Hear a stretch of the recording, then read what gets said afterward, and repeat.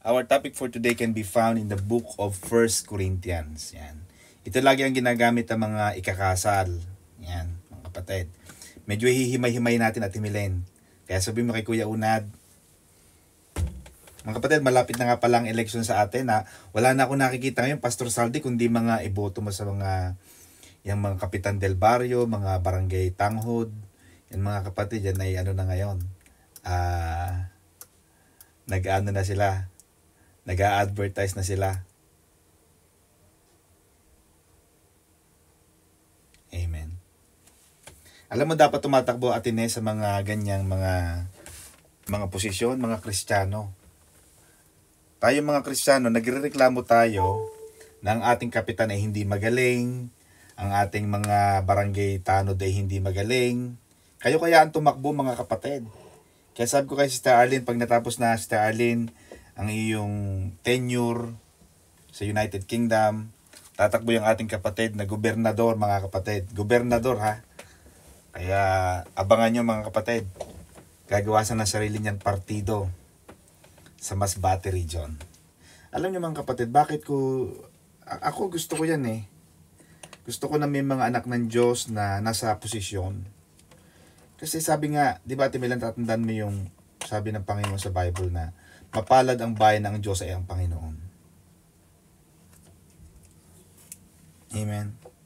Mapalad ang bayan ng Diyos ay ang Panginoon. Kung ang leader natin ay mga maka-Diyos, eh di walang kurakot, walang lukuhan, walang madaya, walang hindi tama. Lahat ng gagawin niya, tama. Amen ba mga kapatid? Eh may panahon pa, Atine, pag umuwi ka ng Bagalangi, tumakbo ka. Si Bishop, laging pinapatakbo yan eh. Sasabi lang ni Bishop, okay na ako maglakad, hindi na ako tatakbo. Ayun mga kapatid, that's our few minutes of commercials. Bago tayo magsimula ng ating topic.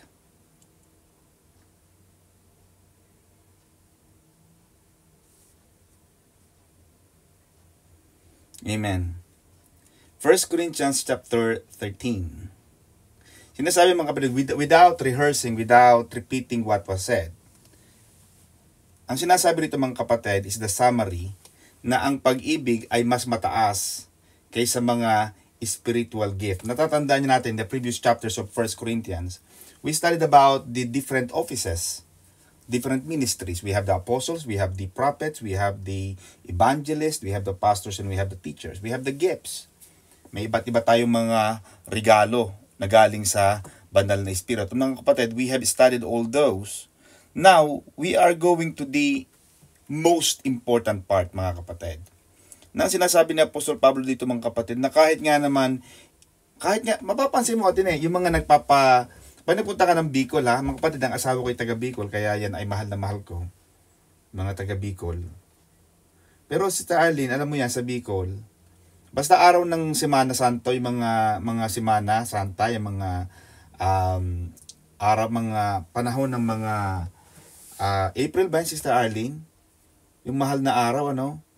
Naku, walang biyahe niya mga kapatid. Dapat bibili ka ng bus na maaga. Otherwise, kasi lahat ng tao napunta ng Bicol. Alam mo kung bakit? Tinitingnan lang nila yung nagpapapalo, yung naglalatigo. Ate Milen. Kasi magandang makita mo yun eh, na alam mo yun, parang bakit nila ginagawa ito? Nakakita ko ng ganun. Talagang naaawa ako, Sister Arlene. Talagang pinapalo sila. Talagang nasasaktan sila. May mga sugat na talaga sila. Pero alam mo, ang sinasabi rito, ito ang sinasabi ni Apostol Pablo. Ang problema nila mga kapatid, ng mga gumagawa nito, makinig kayo mabuti mga kapatid, ito ang isa sa pinakamalaking pagkakamali nila. Ginagaya nila, at marami pwede makagaya kay Jesus. In fact, when Jesus said to his disciples, sabi ng 2 disciples, Panginoon ha, pag nabating ka ng langit ha, tandaan mo kami, ako nasa kanan mo, siya naman sa kaliwa. Sabi ni Jesus, hindi nyo alam ang sinasabi nyo. Hindi nyo kayang inumin ang kopa ko, sabi niya. In layman's term, hindi nyo kayang sabanain yung mga pagdadaanan ko kasi ganto-ganto, mahihirapan ako ng sobra, mapapako ako sa krus. Hindi nyo kaya yon. Alam mo sabi ng disciples, kaya namin. Kaya namin gawin yun. Maghihirap lang pala. Kaya namin yun. Yun ang ginagaya, Sister Arlene, ng mga taga Bicol. Yung mga nagpapapako sa krus. They copy the burden, they copy the hurt, they harm themselves, they strike themselves, pinapalo nila ang mga, nilalatigo nila ang mga katawan nila, but they forget one thing. Atine. They copy the crucifixion, they copy in a way, lightly. Of course, alam natin, grabe talaga yun eh. Kasi ang kay Jesus, nabibitawan niya yung cross eh. Mabigat eh. They can copy that. Okay, sige. Kuhanin na natin yung nakapikat nila yung crucifixion. Pero timilan ng nakalibutan ng mga taong ito. Jesus did it not to show off. Hindi ginawa ni Jesus para magkaroon ng mahal na araw. Jesus did it out of love. Jesus did it out of love. Hindi para maging phenomenon siya. In fact, ayaw nga ni Jesus eh. Di ba? The night before, he was even asking God the Father to take that cup away from him. Sabi niya, Panginoon, Dad, baka naman pwedeng hindi na ako. Ayaw niya eh. Kasi alam niyang mahihirapan siya eh. At kung aalalahanin natin si Sister Arlene, when he was on the cross, the night before he sweat, yung kanyang pawis na dapat sa ating normal na tao ay tubig ang lumalabas, dugo ang lumalabas sa kanya. Ganun niya naiisip, ganun kagrabe mga kapatid. Pero yung mga nagpapapako sa krus na ginagaya nila si Jesus kuno, nagiging commercial na lang siya eh. Pinupuntahan na lang ng lugar na yon para lang, alam mo yun, para maging witness na lang, makita lang. Parang ritual na lang sila. Kaya ang sinasabi ng Apostol Pablo rito mga kapatid, kung ikaw man ay may pananampalataya na kaya mong makapagpalipat ng dagat sa bundok at bundok sa dagat, which is very good, pero kung yung ginagawa mo yun ay para lang sa pagpapakitang tao lang, o para lang makapagyabang na meron ako nito, pero hindi mo ginagawa yun sa pag-ibig, the Bible says, is useless. Kahit pa gumagawa ng mga himala, kahit pa ikaw ay magaling, kahit pa ikaw ay may sinasabi nilang may pananampalataya, pero kung yan ay ginagawa mo, yung pananampalataya mo na yan ay hindi naman nagmumula sa pag-ibig o pumupunta sa pag-ibig, useless. Yan ang sinasabi ng Apostol Pablo mga kapatid. Ang sabi pa rito in verse 3, and though I bestow all my goods to feed the poor. Natatandaan mo, Sister Arlene, yung lalaki na dumating sa Panginoong Jesus, di ba? Sabi ng lalaki, Panginoon, paano ba makapunta ng langit? Sabi ng Panginoon, di gawin mo itong mga lahat ng lahat ng mga utos, di ba alam mo yun? Sabi ng lalaki, yes Lord, nagawa ko na po yun eh. Lahat nagawa ko yun, bata pa ako. Pero nung sinabi sa kanya ng Panginoon na may isa ka pang bagay na kulang, kung talagang sinasabi mong nagawa mo ng lahat, so the fulfillment of the commands is not enough to bring you to heaven. Ang sinasabi rito, pero kung hindi ka naman marunong umibig sa kapwa, kasi sabi ng Panginoon, sige, ibenta mo lahat ng ari-arian mo, pamigay mo sa mahihirap, yun eh. Kasi nung unang panahon, pag mahirap ka talaga, mahirap. Walang professional beggar. Kasi ngayon, mapapansin mo sa mga daan, kagaya kanina, drive ako na sa A40, may mga European, nag-aano ng mga wiper, professional beggar eh. Hindi talaga sila may hirap, ginagawang trabaho. Kaya minsan, hindi ka magbigay kasi hindi naman talaga sila mahirap eh. Kasi nung unang panahon sa Arlene, we have to remember, iba yung mahirap noon, talagang mahirap. Noon, ibinebenta ang mga servants. Pag may utang ang magulang mo, pwede kang ibenta bilang anak. So talagang makikita mo ang disparity ng situation noon, yung society noon, yung kultura noon sa kultura ngayon. Kaya sinasabi ng Panginoon sa lalaking to, kung talagang gusto mong sumunod sa akin at maligtas, sabi ng Panginoon, ibenta mong lahat at ibigay mo sa mahihirap. Kasi ang mahihirap, sa mahihirap, nandoon ang Panginoon. Kaya sabi ni Jesus, di ba? Habang buhay yung kasamang mahihirap. Kasi si Sister Milen, imagine mo lahat ng tao mayaman. Di wala ka nang bibigyan. Di ba? Lahat na kayo mayaman eh. Wala na maglilinis ang toilet mo, Sister Arlene, kasi lahat kayo Doña Buding. Sino maglilinis ang toilet natin? Kaya kailangan lagi may mahirap. Amen ba mga kapatid? Kaya sabi ng Panginoon, ibigay mong lahat ang iyong mga kayamanan upang makain ang mga mahirap. Bestow all my goods to feed the poor. Yan gusto ng Panginoon. Yung meron ka, ipamahagi mo sa iba. Hindi sapat yung sobrang dami mo na. For what? Kaya marami nagalit kay Henry C. Alam mo Henry C, Christian din niya si Henry C. Pag nakita mo si Henry C. Jr., Christian rin niya, parang pastor din yata yan ng isang church. Pero sabi ng mga tao, sa mga Chinese community, sabi niya, lahat na lang kinuha ni Henry C. Mapapansin mo, nasa kanya yung banking. Lahat ng bangko nasa kanya, binili niya China Bank, binili niya Equitable Bank, binili niya ang meron pa dating Orient Bank. Kung tandaan niyo Orient Bank. Binili niya lahat. Ginawa niyang Banco de Oro.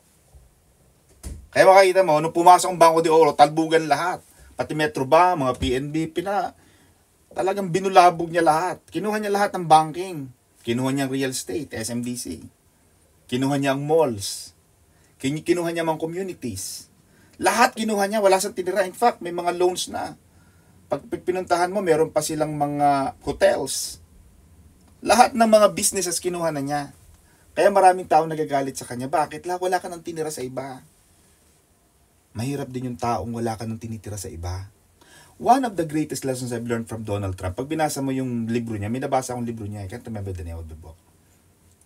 Ang sabi niya, Timilen, during the negotiation, do not get the last penny on the table. Bakit ang Amazon? Ang Amazon hindi sila, mapapansin mo, biglang lumaki, di ba? Bakit? Hindi sila madamot eh. Thank you, Sister Mirna.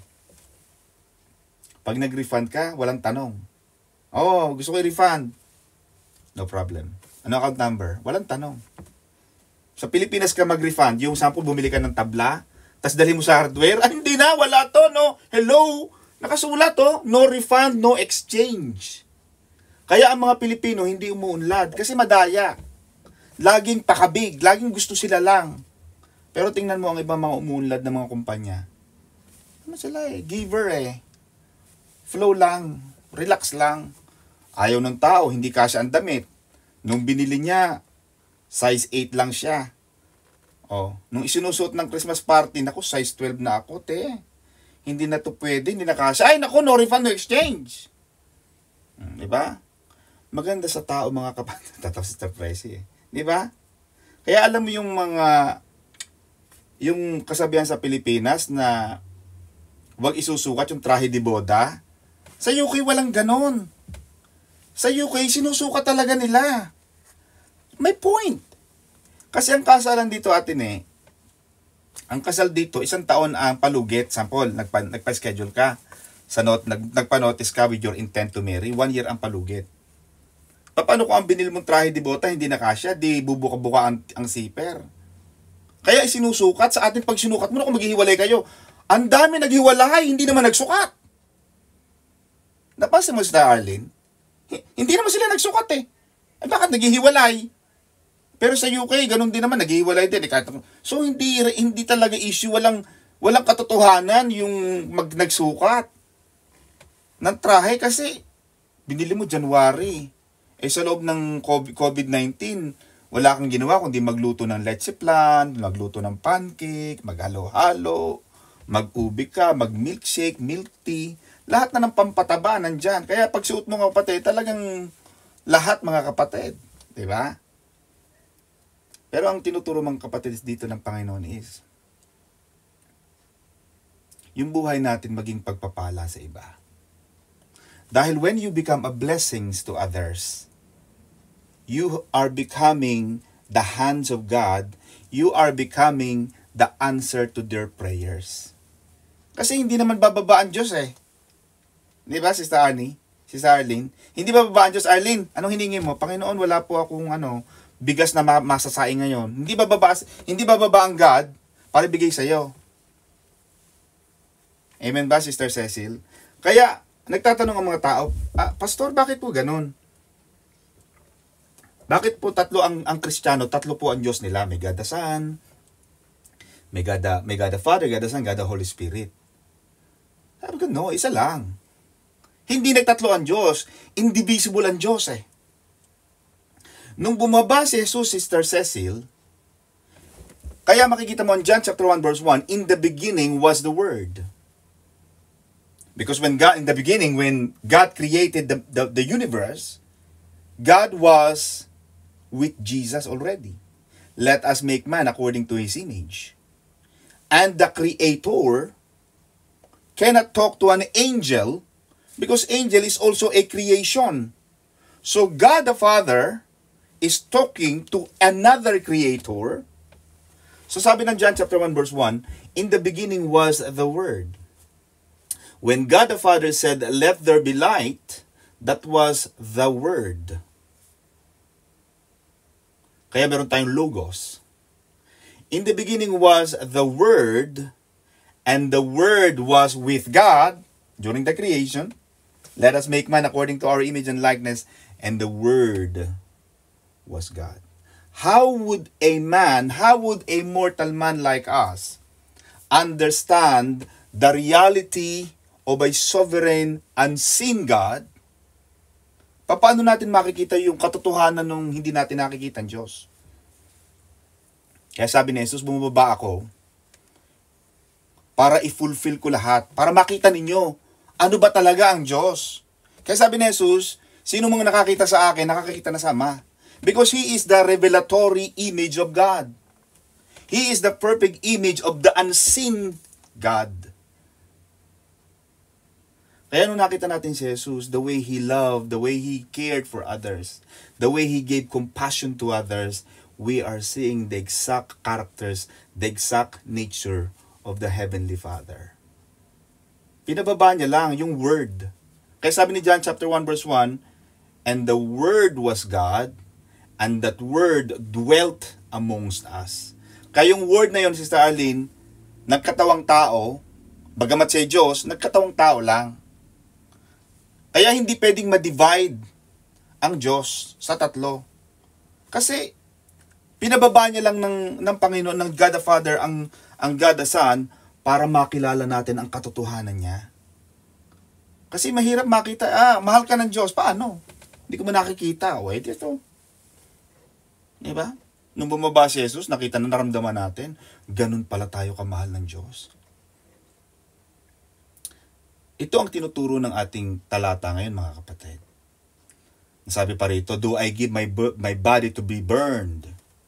Kahit sunugin mo yan, for what? Kaya, maraming gustong palitan si Jose Rizal na bilang bayani. Mga kapatid, ito, kanina pinapataw ni Pastor Saldi eh. Sino narito ang nakarating sa Fort Santiago na nagbayad ng 175 o 350 pesos yung pagpasok sa Fort Santiago sa may Intramuros, mga kapatid? Kung hindi pa kayo nakakapasok, mga kapatid, I challenge you. Nakarating na kayo ng iba't ibang bansa, pumunta naman kayo ng Maynila. Lalo na ikaw, Sister Arlene, taga Mandaluyong ka lamang, ha? Sumakay ka ng papuntang Loton, bumaba ka ng Lyceum Uletran, maglalakad ka papasok. Yan, Sister Peli Kalangi. Magandang Fort Santiago. Alam mo bakit ko na-pre... Pastor, nakarating na po ako pero hindi ako pumasok. Ay, bakit? Sa Fort Santiago. Bawal sa labas, kapatid. Hindi, parang namasyal lang po yata kami. Nakalimutan. Ay, di nasa labas ka ng bakod, kapatid. Hindi mo nakita si Jose Rizal. Hindi, parang malapit lang po sa loob. Hindi parang alam mo, Star, parang nakita kita, may dala kang larga vista, may nakaganong ka, no? Parang nanonood ka lang sa labas. Pastor. Alam mo kapatid, bakit natin pinag-uusapan si Dr. Jose Rizal? Maraming gustong palitan si Dr. Jose Rizal eh. Pero bakit hindi nila kayang palitan? In fact, you will only understand the beauty of because itong mga taong to, at hindi to basta mga tao, si Jose Rizal. Hindi to basta mga tao. Pag nakita mo, doon ko na-appreciate, ay grabe pala to. Ganito palang ginawa niya. Bakit atine? Si Jose Rizal, ang yaman niya, doktor.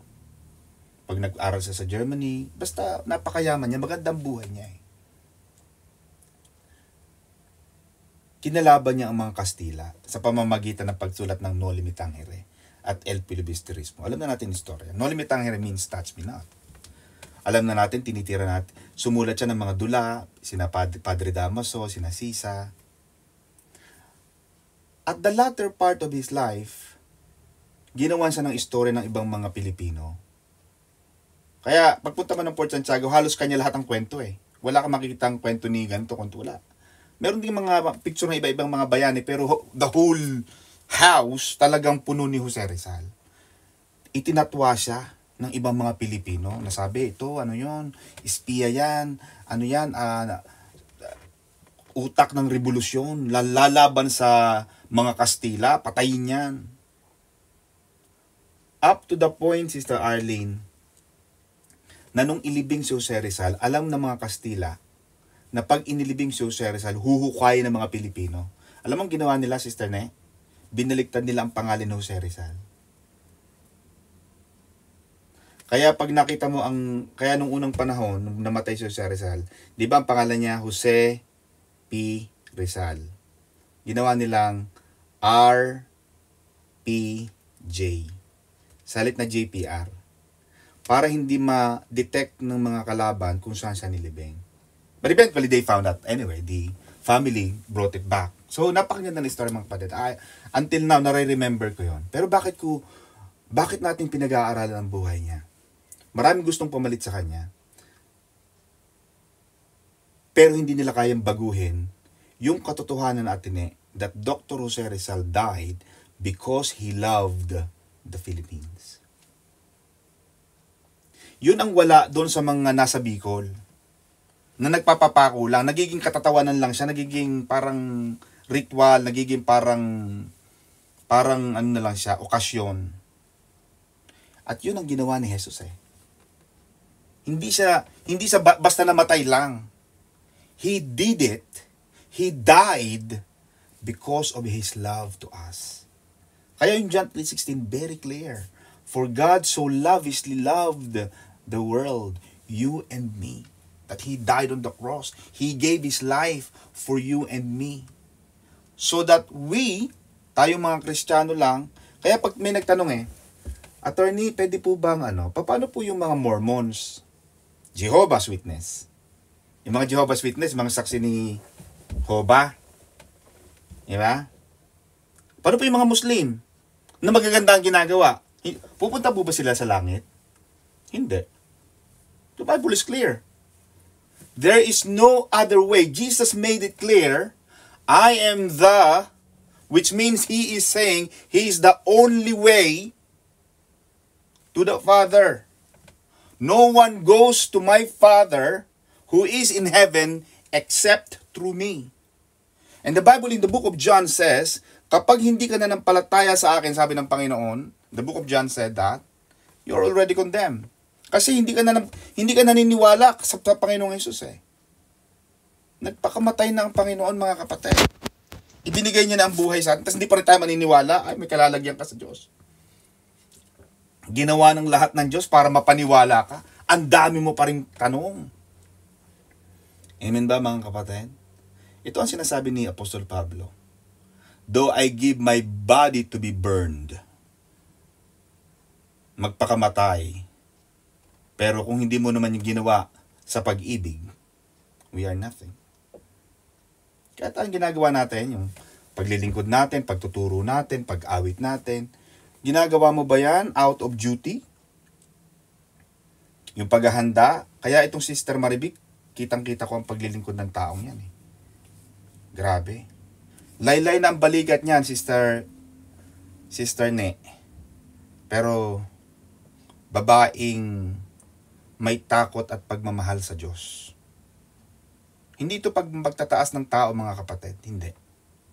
Pero alam mo, ang taong malapit sa Diyos at ang taong nagmamahal talaga sa Diyos, makikita at makikita yan eh. It will shine. Kahit itago mo yan, alam mo yung pabango, kahit itago mo yan, aalingasaw ang bango niyan eh. Parang liwanag, kahit takpan mo yan, pero may makikita kang maliit na maliit. Pag binuksan mo lalong lumalaki ang liwanag. Gawin natin ang ating mga paglilingkod. Hindi sa takot sa tao, oy, nandyan si bishop, nandyan si pastor, nandyan si pastora, no. Kaya si bishop gusto kong ano niya eh. I think naalala ko ito nung sinabi sa akin ni dad. And until now, it reminds me of how good he was. And I think that was the reason why I always maintain good character ethics sa work. I was working, Sister Allen, alam mo yan, may law firm kami, may opisina kami. Sa loob ng 4 na taon natin, never akong pumasok. May mga nagbabayad sa akin ng cash, Ate Milen. Minsan may nagbabayad sa akin ng 5,000 pounds. Siguro sa pera nyo, 7,000 euro. Isang tao lang yun ha. Ilang tao ang nagbabayad sa akin yan. Kung ako ay taong ganid at masamang tao, ay, gusto. Tayong dalawa na lang ha. Pwede kong gawin yun. Pero alam mo, natutunan ko kay dad, kay Bishop. Sabi niya, kahit nandyan ang boss ko, at wala akong ginagawa, hindi ako magpapakitang may ginagawa. Dahil lang nandyan siya. May mga taong gano'n. Hindi si boss, dapat ano tayo? Nalala ko yung aking manggagawa doon sa hotel. Every morning, Sister Arlene, meron akong video at saka camera. Narinig ko ang audio, sabi niya, Toy, kumilos kayo dyan! Nagbibideo! Video! Kilos! Oy! Nakaw. Alam mo, dapalong din, tinanggal ko. Ibig sabihin, saka lang sila kumikilos kapag may video. Pakitang tao. Hindi talaga pagkilos at paggawa ng may pagkalinga, may pag-ibig, may pagkapa sa nagpapasweldo sa kanila. Meron pa ako nakitang picture, Sister Nena, parang alam mo yung mga ibon, yung mga, hindi ko alam kung anong klaseng ibon, yung parang magka-4, nakatayo siya, Sister Ne, pero nakapelekas na ganon. Sabi ko, yung tayong yan, hindi yan tayo na may ginagawa. Ibig sabihin, yung tayong yan, matagal na siya nakatayo at tinatamad na tumayo. Tinanggal ko yon. Bakit? No point. Ganon din tayo mga kapatid. Kaya kita mo sabi ng Panginoon, inaalis niya ang mga sanga na walang bunga, yung tuyo. Pampadami lang tayo eh. Mahirap kasing pampadami. Ang dami pero wala naman dinamihan. Amen ba? Alam mo, nag-order ka ng adobo o kaya nag-order ka ng apritada na parang lahat na lang patatas tapos may isang maliit na gayat na baboy. Nasaan ang order ko baboy, hindi patatas na nilagyan ng baboy. Tatawa si Pastor. Totoo yun eh, di ba? Pampadami lang. Madami nga. Anong ang dami? Wala naman. Amen ba? Ganun din. Sa ating paglilingkod mga kapatid, natutunan ko yon. Di ba kinukwento ko sa inyo kahapon? Si Pastora, pag nagpapaigib yan, sa amin si Tarlene, hindi pwedeng kalahati. Kaya Pastora, pag sinabi niya, huwag kang magsisimula ng isang bagay nang hindi mo tatapusin. At pag nagsimula ka ng isang bagay, tapusin mo ng maganda. Otherwise, huwag mo nang simulan. Kasi pangit din ang labas. Amen ba? Kaya maganda yung pag nagsimula ka. Kaya maganda sa tao yung maganda lagi ang gising. May mga tao talagang bugnutin eh. Pagising pa lang talagang bad trip. Parang pusang talagang talagang tumabi-tabi ka dyan dahil makakatikim ka kahit na. Bakit? Kasi pag ginagawa mong isang bagay para sa Panginoon, Lord, alam mo, kahit walang employer ko, tatrabaho ako. Dahil sabi ng Panginoon, in everything you do, do it for the glory of God. Maganda sa tayong ganun. Sa loob ng 4 na taon, kaya kong magnakaw at tine. Kaya kong magnakaw sa kumpanya ng kahit milyon. I could have done that. Pero every time nagbabayad ng client cash, lagi remit ko palagi yan. Bakit? Anak ako ng Diyos eh.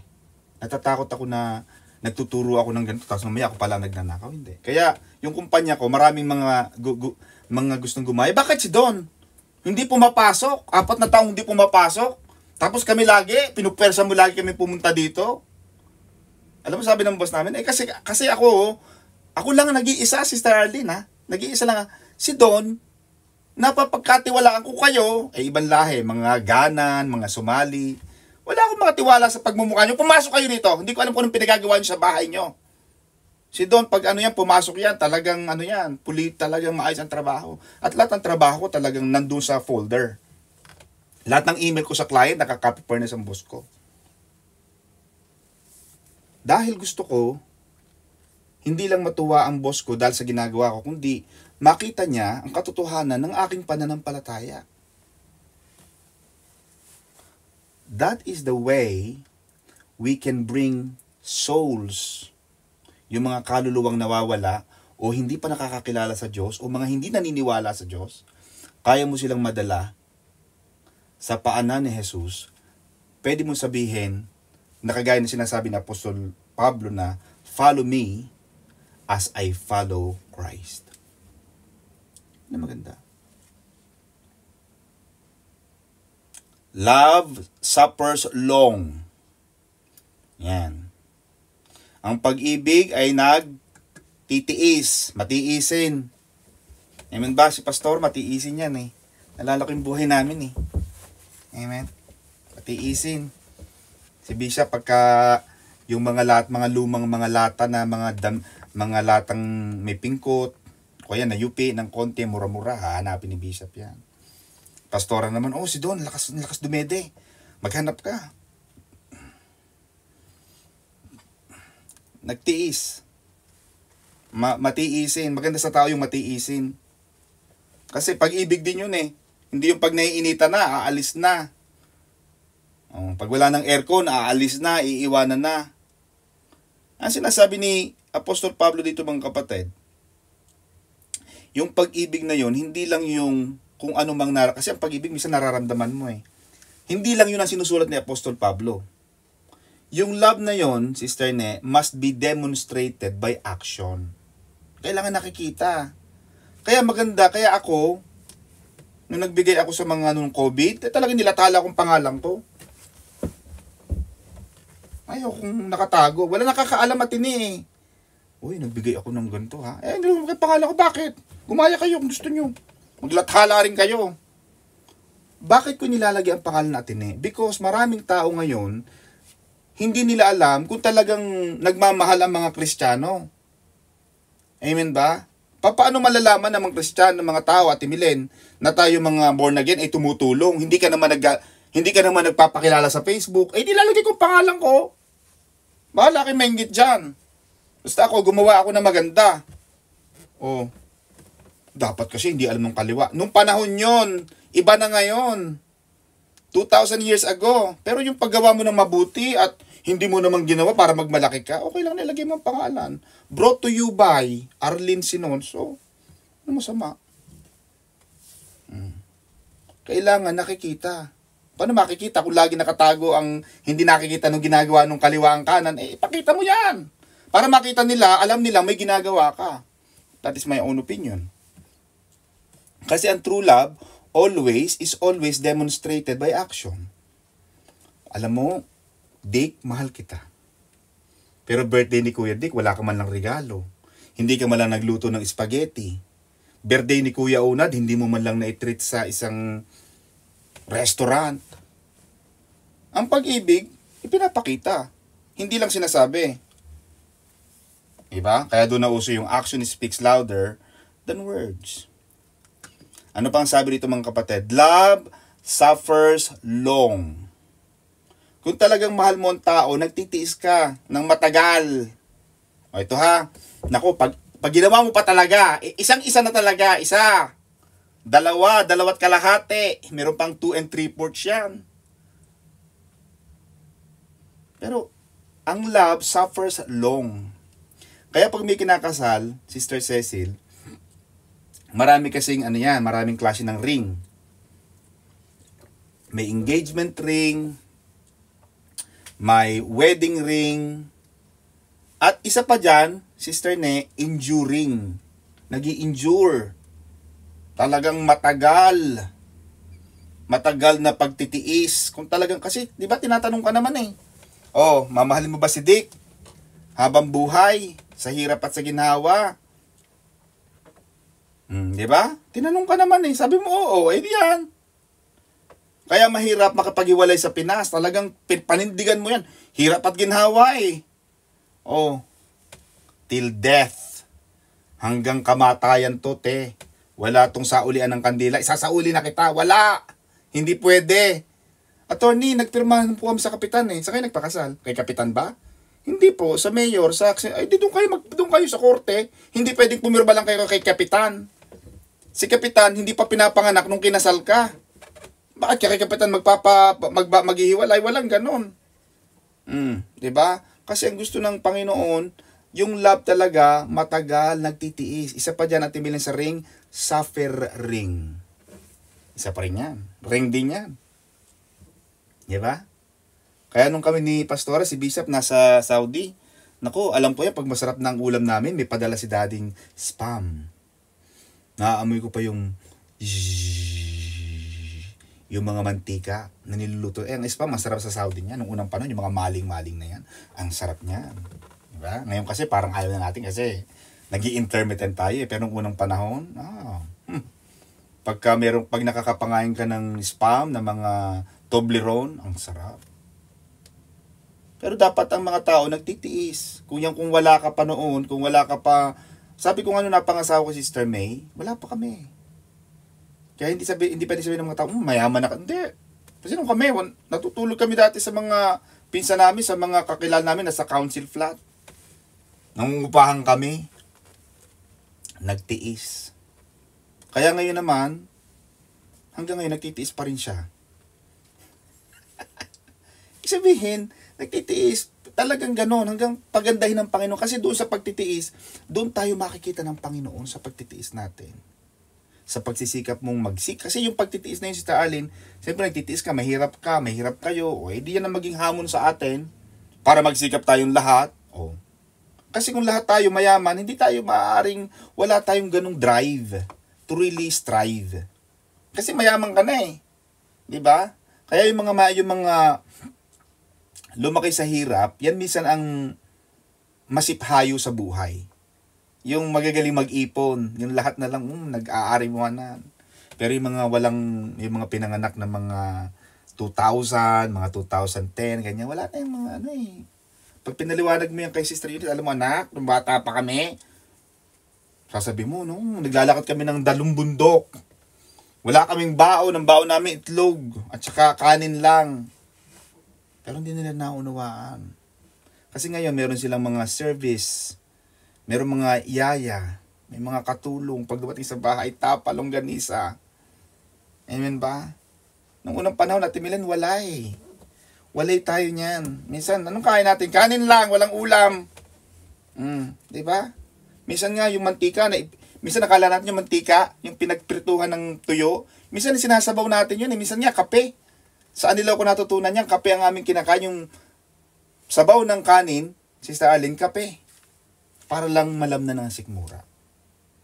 Pero doon sa pagtitiis na yon, nakita tayo ng Panginoon doon. Sabi ng Panginoon, that's enough. Kasi alam mo atin ang Panginoon, meron siya laging timeline.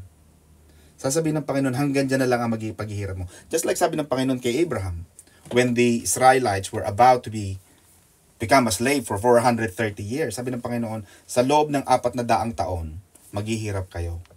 Pero that time will come. Darating yung time, at an appointed time, tatapusin ng Panginoon yung paghihirap na yon.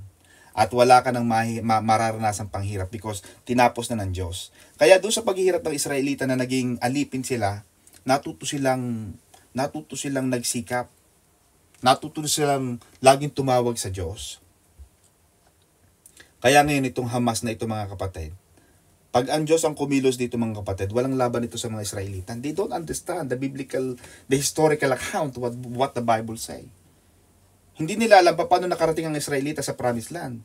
At makikita mo, the Bible keeps telling us, when, I think it was in our previous, Sister Arlene, yung ating topic last week, Gusto ko lang mga kapatid basahin ulit. Yung God, yung ating last week, ating topic last Sunday lang. At babasahin ko lang ito mga kapatid. Sinabi ng Panginoon sa Deuteronomy chapter 9, when they were about to enter the promised land itself, meron na lang isang ilog sa kanila nakaharang Ate Milen. And that was a Jordan River. Sa Jordan River na yun, tumayo si Moses. Sabi ni Moses sa kanila, in Deuteronomy chapter 9, Moses told them, today, you will be facing people who are much stronger and more powerful than you. But the Lord your God will go over in front of you like a fire that burns everything in its path. So, ibig sabihin natin, Milen, there were about 3 to 4 million already because there were like 40 years na sila naglalakad, di ba? Nung lumabas sila ng Egypt, there were about 2 million Israelites. And over the period of years, through the years, nanganak, nagkaapo. So, dumami. But the Lord your God will go over in front of you like a fire that burns everything in its path. He will control them so you can quickly take over. The Israel is the chosen nation of God. Ito ang hindi natatandaan nito mga Hamas na ito. Na pag ito, pinersonal ng Diyos, just like what happened to the Syrian soldiers when God sent one angel and killed, annihilated the 185,000 soldiers in one go. That is the end. Balik tayo sa topic. Love is kind. Or Atine, balikan natin yung love suffers long. Ikaw ba ay gumaganti o gusto mo bang makaganti sa kapwa yung mga Ate Milen na kinagagalitan mo? Masarap kasing gumakaganti, di ba? Tandaan mo. Balang araw, luluhod ang mga tala. Kaya alam mo, sabi ko sa inyo hanggang ngayon, pag nakikita ko yung Lucky Trio na yan, Ate Milen, lagi ko yung tinitingnan. Kasi sila yung Ate Milen na hindi nagpasakay sa amin. Nung bata pa kami, Sister Arlene, si Pastora hindi nagbabayad, nagbabayad lang siguro 2 kasi kami 6. Wala pa si Brother Milky. Pero ikaw ba isang tao na gusto mong gumanti sa mga taong nakagawa sa'yo ng hindi maganda kung may pagkakataon lang? Or nagtitiis ka? Dahil alam mo, sabi ng Panginoon, the battle is the Lord's.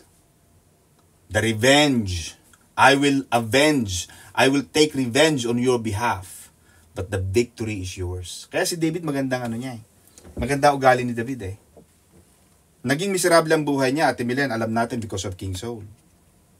There was an instance, and maybe the devil was telling him when King Saul was sleeping, yan yung taong gustong pumatay sa'yo, tirahin mo na, patayin mo na.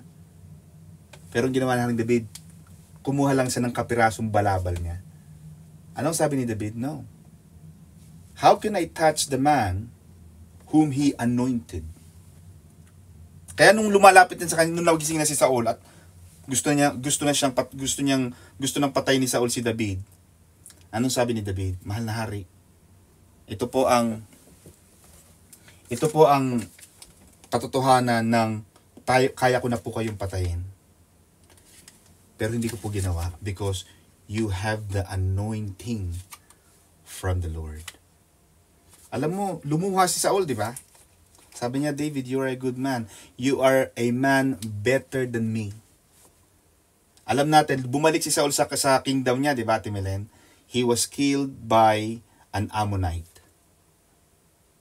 And after that, David became the most famous, the most prominent king of the Israel history.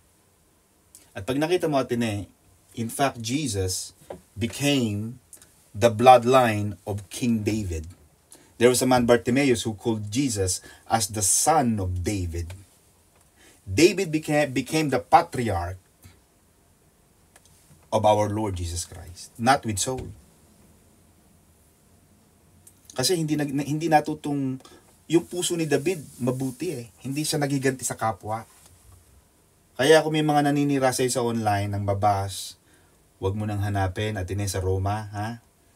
Pastor Salvi, wag mo nang hanapin Ate Melen sa Milan. Yan mong Diyos yan. Hindi natutulog ang Diyos. Amen ba? Pag Diyos ang kumilos, lahat ng yan tatahimik yan. At alam mo ang pinakamagandang laban dyan, Atene, sa mga naninira at mga naiinggit, mga kapatid, tagumpay. Yung pagtatagumpay, yung kasaganaan, yung pagpapala, yung reward, yung favor, yung increase, yung abundance, yung promotion, yung mga magagandang bagay sa buhay mo, pag nakikita na ng mga taong nagtatagumpay ka despite ng paninira nila sa'yo, hindi mo sila sinisiraan, hinahayaan mo lang, ipagpaubaya mo sa Panginoon. Yan ang pinakamagandang panlaban sa mga taong naninira sa atin. Love is kind. When we have and show God's love, it will be seen in simple acts of kindness. Yung kahit na kaunting bagay. Kaunting bagay. Maliit na bagay. Pero pag ginawa mo yun sa pag-ibig, okay yun mga kapatid. Kung kahit kaunting bagay na magagawa mo, alam mo makakatulong, gawin mo yun. Alam mo ang laging akala ng mga tao na kasalanan lang yung gumawa ng masama. Alam mo, isa pang kasalanan natin na hindi natin na minsan nakikita, yung alam nating maganda pero hindi natin ginawa. Yung winidhold mo, mali din yun eh. Kaya sabi ng Panginoon, di ba? May isang lalaking kumatok sa bahay mo, humihingi ng tinapay alas 12 ng gabi o madaling araw at imilan. Tandaan mo yung kwento. Pero alam mo may tinapay ka eh. Alam mo kaya mong ibigay yung pangangailangan ng kapatid mo eh. Pero pinapabukas mo pa. Sabi ng Panginoon, you're wrong. Kung meron ka na at the time that your brother or your sister is asking, nangangailangan at kaya mo namang ibigay na hindi naman magiging kabigatan sa iyo, give it. Sabi ng Panginoon, when somebody asks for your left cheek, yung iyong kaliwang pisngi, pati kanan ibigay mo. When someone asks you to walk 1 mile, walk 2 miles. Kapag may humingi ng damit mo, pati balabal ibigay mo. Because God wants you to become a blessing. Be a blessing when you are blessed. Kapag marami ka, maging mabait ka mga kapatid. Maging mabait. Love is kind. Love, ito yung 8 things mga kapatid that love is not. Number 1, not envious, hindi naiinggit. Envy is one of the least productive and most damaging of all sins. They are ever willing that others should be preferred before them. Parang gustong-gusto lagi silang nauuna. Gusto laging naiinggit. Hindi ganoon ang pag-ibig mga kapatid. Ang pag-ibig talaga ay lumalayo sa inggit. At hindi naiiyamot kapag sila inaungusan. Na-promote yung isa. Tagal-tagal ko na, naunahan pa ako noon. Baka mas magaling siya.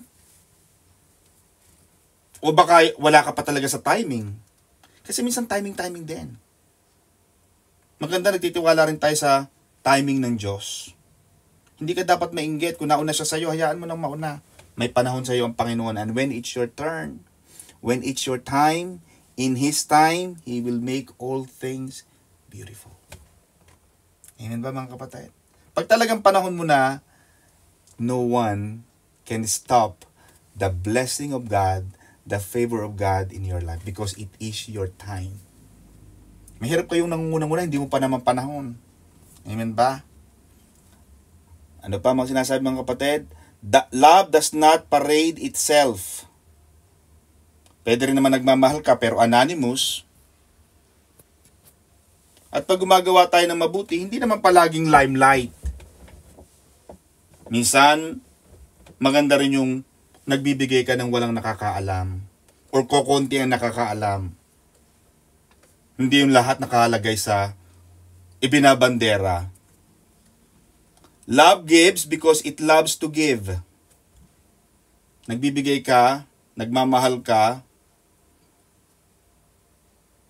nagbibigay ka dahil nagmamahal ka. Amen ba? Hindi para ipagyabang. Hoy, tandaan mo ha. No. Bakit mo ako binibigyan? Love kita eh. Walang question. Walang hinihintay na kapalit. So, love does not parade itself. Love is not puffed up. Hindi mayabang, hindi arugante. Kundi dahil sa akin, wala kang visa. Amen ba? Kundi dahil sa akin, nandun ka pa sa kahirapan. Ako lang ang nag-ahon sa'yo sa kahirapan. Tandaan mo yan. Dati-dati nagdidildil kayo sa asin, pero nakilala kita. Yumaman ka. Sinasabi rito mga kapatid, hindi big-headed. Ano pang sinasabi rito mga kapatid? Love does not behave rudely. So kapag nagmamahal ka, hindi ka rude. There will be kindness.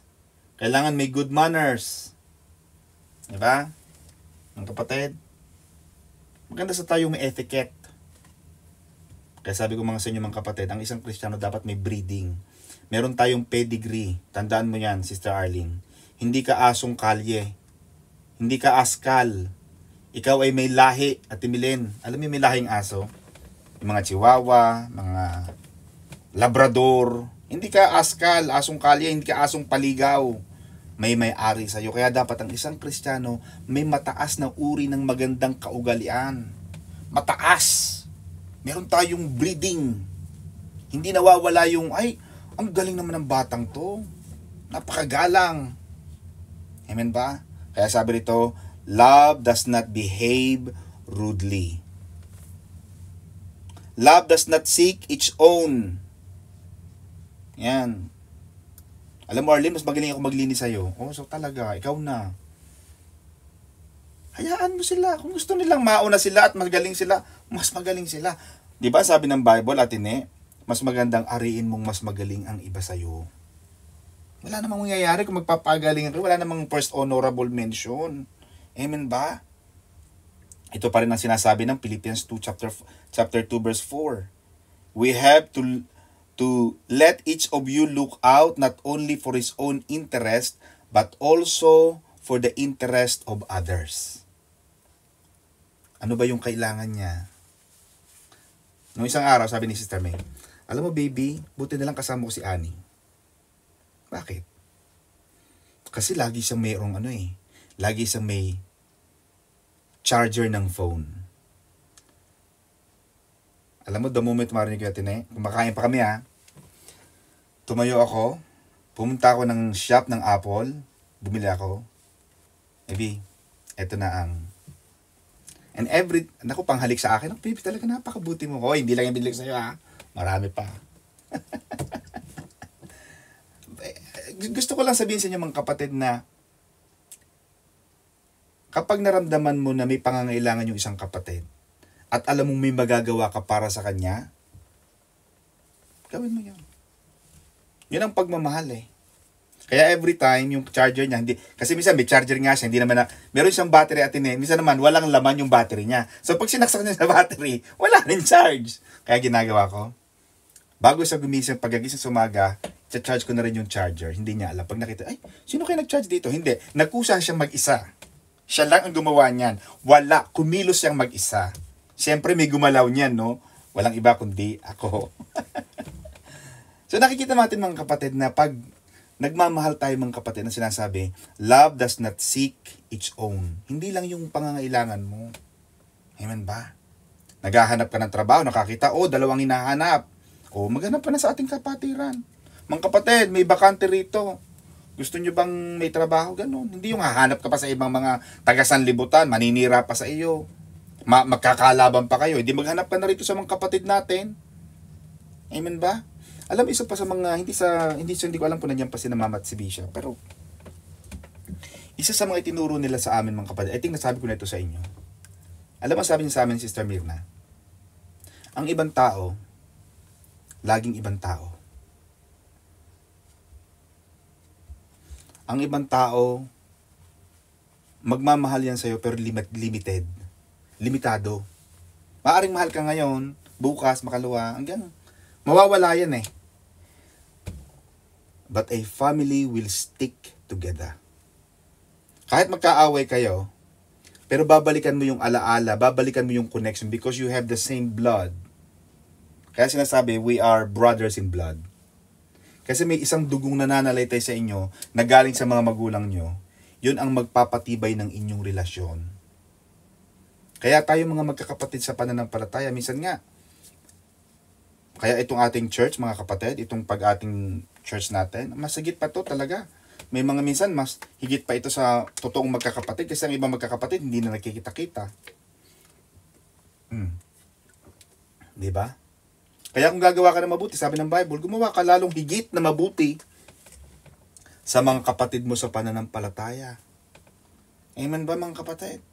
Yung may makikita kang may maitutulong ka na maganda sa iyong kapatid, gawin mo yon.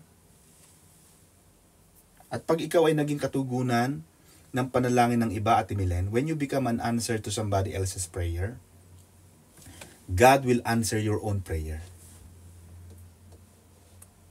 Nakuha mo yon? Sister Cecil. Sister Cecil, susulat niya yan, sigurado. Sister Cecil, lahat ng sinasabi ko, nasusulat niya eh. Kasi writer yan, Sister Cecil. When you become an answer to somebody else's prayer, God will answer your prayer. Kasi naging pagpapala ka sa Kanya eh. Oh, di ba? May utang sa iyo ang Diyos. Kaya sabi ng Panginoon, when you give to the poor, you are lending to God. Kapag nagbigay ka sa mga mahihirap, nagpapautang ka sa Diyos. Amen ba? Pero mo, pag may utang ba ang Diyos, Sister Arlene, papayag ba ang Diyos na may utang sa iyo? Hindi. Kung kailangan doblehin niya ng Panginoon, sabi ng Panginoon, siksik, liglig at umaapaw pa ang ibabalik sa iyo ng Panginoon. Amen? Palakpakan natin ang Lord, mga kapatid.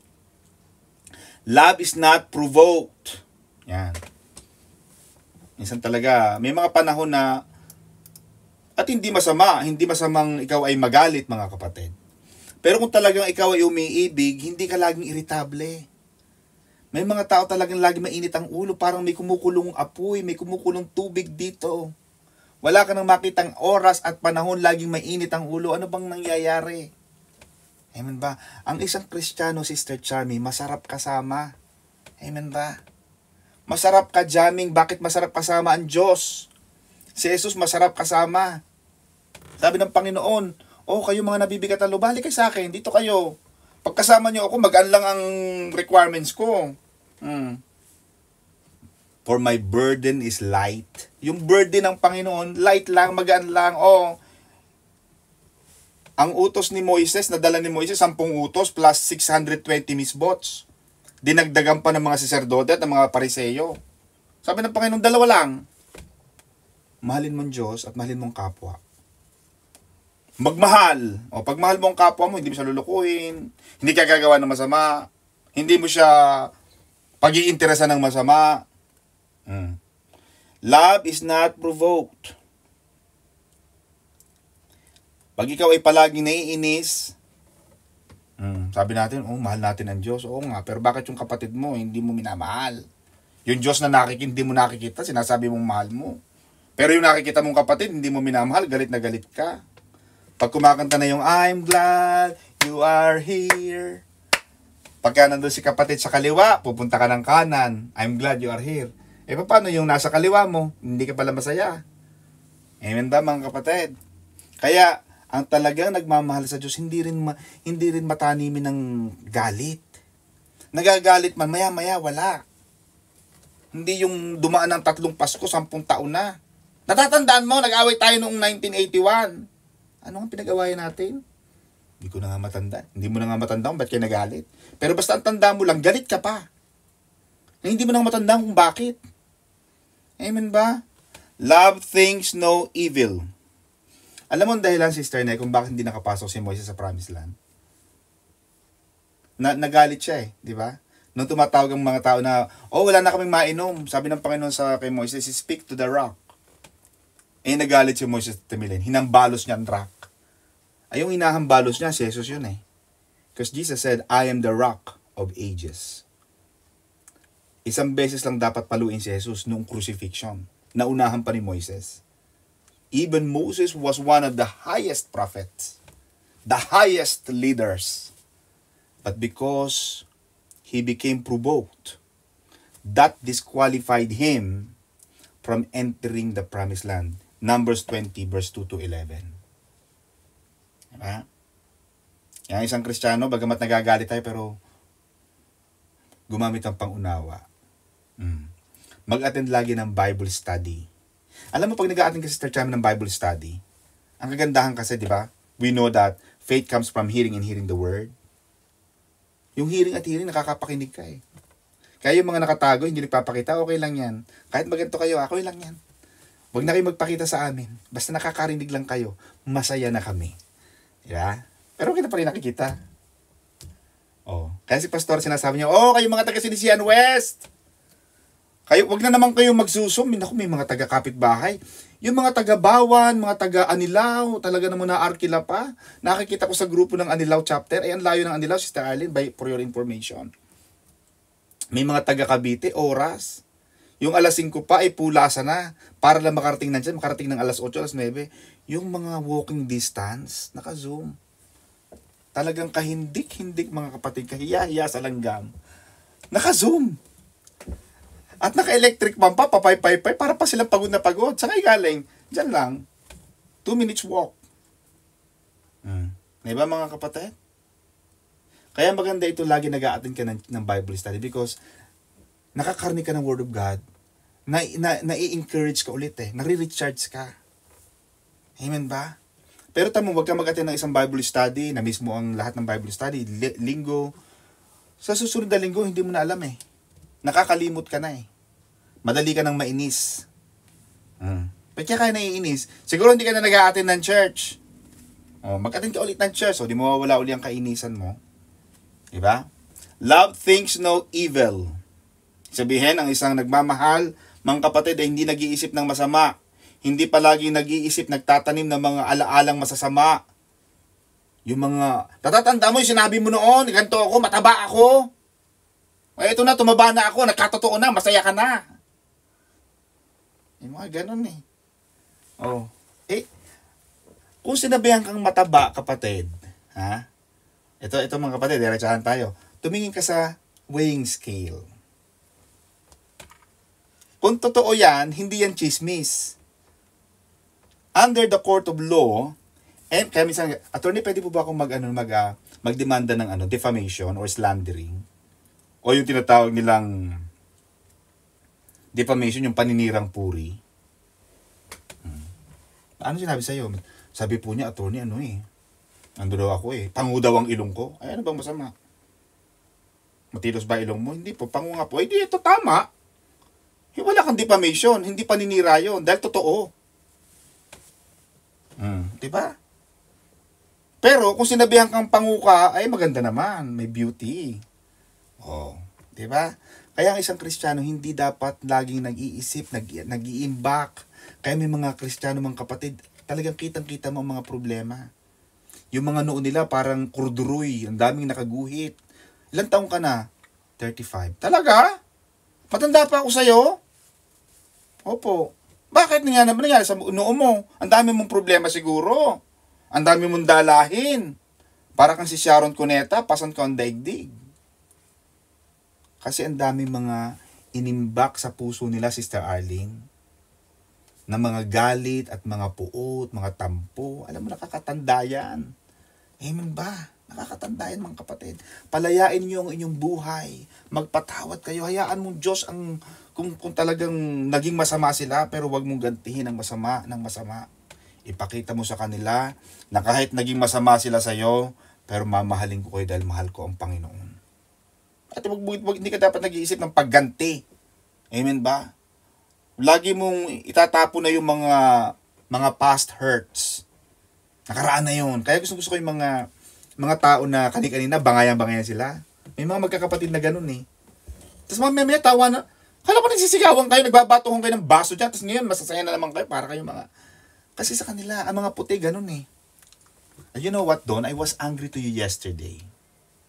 But today, no more. Naku, sa Pilipinas, walang ganyan. Talagang yung tinik, talagang naku. Kaya si Mami Josie, hindi ko alam kung nandiyan si Mami Josie. Si Mami Josie, Sugaton, taon yun, hindi niya kinausap ang mga kapatid niya. Pero alam mo nung nakakilala sa Panginoon sa Maranata, ibinahid sa kanya ng Panginoon, Pastor Saldi, na tawagan mo yung kapatid mo sa Amerika. Alam mo nung natawagan niya ang anak, lagi siya nakakapakinig eh. Eh siguro na-encourage siya sa mga turo na dumarating sa church. Tinawagan niya, alam mo, pareho silang iyakan ng iyakan. The following month, umuwi si Mami Josie after 26 years. 26 years. At ibiling ganong katagal silang hindi nag-usap. Amen ba? Bakit natin pahabain ang galit na ito? Eh darating din naman pala sa puntos na magpapatawaran kayo, ang daming nasayang na panahon. Amen ba? Ganon din yung mag-asawa, mga magsing-irog. Huwag na lagi nag-aaway. Kung mag-away man kayo, may expiry date.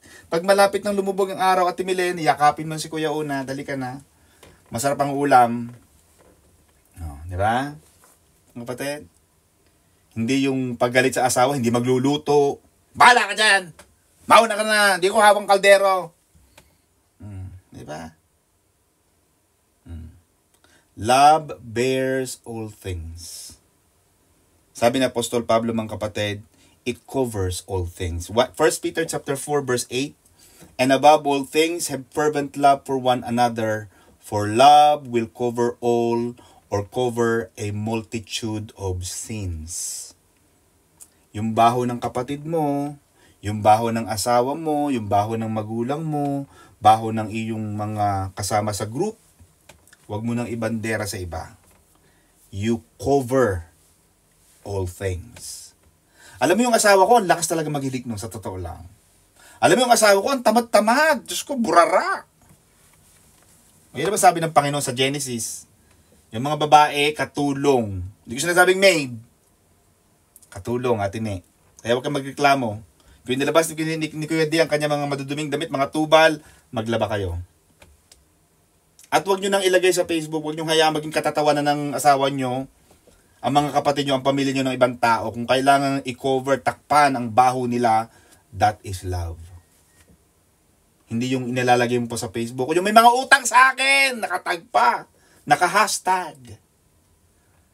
May mga @sign. Tandaan mo to, naku, may usong-uso yan. Mga kapatid, cybercrime yan. Bawal yan sa batas. One of the, Charles Spurgeon, mga kapatid, one of the greatest biblical preachers, evangelist in the United Kingdom, ito ang sabi niya, a hurtful particle, humahanga daw siya sa pearl, sa oyster. At pwede natin gayahin ang mga oyster. A hurtful particle intrudes itself into its shell, yung mga bad chemicals atine na pumapasok sa pearl, sa oyster, ay mga, dahil dito sa mga chemical na ito na pumapasok doon sa shell ng oyster, nagkakaroon siya ng pagluha. Lumuluha yung oyster. Nasasaktan siya eh. Kasi may mga invaders na mga chemical na mga particles. Pero ang ginagawa ng oyster, Sister Arlene, is that hindi niya mailabas yung masama. Hindi niya maitapon. Alam mo ginagawa ng oyster, Sister Cecil? It cover with a precious substance extracted out of its own life, by which it turns the intruder, yung chemical na pumasok na nakakapagpaluha sa oyster, binabalutan niya ng isang substance na nanggagaling mismo sa sarili niya. At yung luha na yun, atine, becomes a pearl. Ganda, di ba? Yung mga taong galit sa'yo, itian mo lang sila. Pag nakita mo sila sa Milan, hello, Good morning, buzzers. Di ba? Kaya yung mga artista hanga ako sa kanila. I would like to thank Fanny Serrano for my hair and makeup. Rena Salute for my outfit. At kayong mga detractors, thank you so much. Kung hindi dahil sa inyo, hindi ako nagsikap magtagumpay. Pasalamatan mo yan. Alam mo yung mga detractors, yung mga pighati ng buhay, yung mga maninira, yung mga kahirapan ng buhay, mga kapatid, kailangan natin yan. Kaya ang sabi, love bears all things. Talagang sinasabana mo yan. Amen ba mga kapatid? Kailangan natin yan. Love believes all things. Mga kapatid, sorry, I will be passing through our timeline. Kuya Unad, sorry, alam po ang hating gabi na naman. Ganito talaga kasi nagsimula kayo ng 9 o'clock. Love believes all things. Ang pag-ibig daw naniniwala sa lahat ng bagay, ngunit hindi sa mga kasinungalingan. Pero kung wala ka pa naman pruweba, diba? Wala pang proof, baka naman duda mo lang yan, we choose to believe.